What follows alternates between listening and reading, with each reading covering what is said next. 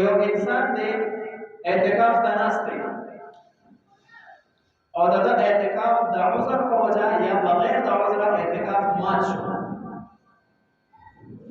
نو دغه د اعتکاف قضا شته او نشته، په توجه کوئ. نو دې کې زموږ د فقهاو درې اقوال دي، درې معنی ته وایي او چې کوم باندې زموږ فتوا ده، زموږ علماء په فتوا ورکړې دا راجح ده، هغه درته وایي. یو قول دا دی چې د اخري عشره اعتکاف سنت دی او یو انسان نه اعتکاف مات شي د عذر په وجه یا بغیر د عذر نه، نو د سنت او قضا نه، لہذا دغه اعتکاف قضا نشته. سنت او قضا نه کوي، انسان د فرض مثبت شي د مسعودانه فرض کا سبای قضایی راګرځي، نو صرف د مسعودانه چې کوم موز دی څلور رکعات فرض او درې رکعات د واجب د قضایی راګرځي، بس کې د دوه رکعات سنت دي، د سنت او قضا نشته. نو د دې قانون په وجه دی وي دا سنت اعتکاف دی، لہذا د سنت او قضا نشته، نو کوڅانه اعتکاف مات شو، نو د دې قضا هم نشته.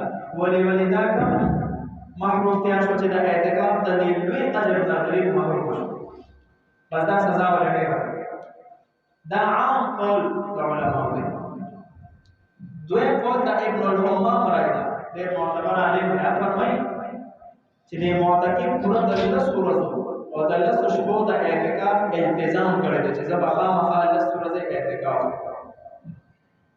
نو التزام یې کړی، په ځان باندې یو څه لازم کړی دی، نو چې کله د الله د دې اعتکاف مات شي، نو دا بیا د رمضان نه پس پوره د 10 ورځې او د 10 شپو سره د روزې اعتکاف قضا برابر شي. دا د ابن الحمام رائے ده. ویا ساته دا فتوا په دې قول باندې ده، مفتابی قول ده. زموږ علما فرمایي چې کوم یو نفلي عبادت چې کله شروع کی، نو شروع کول سره لازم وګرځي، بیا به خامخا پوره کوي. نو د اعتکاف د 10 ورځې چې کوم دي، نو په دې کې هر یو ورځ مستقل عبادت ده، هر یو ورځ مستقل عبادت ده. یو سړی اعتکاف ته کېناستو، 15 ورځې اعتکاف یو او شپږمه ورځ شروع ده او د اعتکاف مات شو، نو دا 15مه ورځ خو پوره شوې ده، شپږمه شروع ده، شپږمه خو سر ته ونه رسېده، نو صرف د دې شپږمې چې سر ته ونه رسېده د یو ورځې اعتکاف قضا به راګرځئ، په رمضان کې راګرځئ او د رمضان نه بعد کې راګرځئ، سره د روژې نه راګرځئ. او دې معنی فتوا ده. په هر حالاتو کې اعتکاف مات شي، الله دې نه کړي، نو قضایي به صرف د یو ورځې او د یو شپې سره د روژې قضایي راګرځي، 10 ورځې قضایي ضرورت نشته.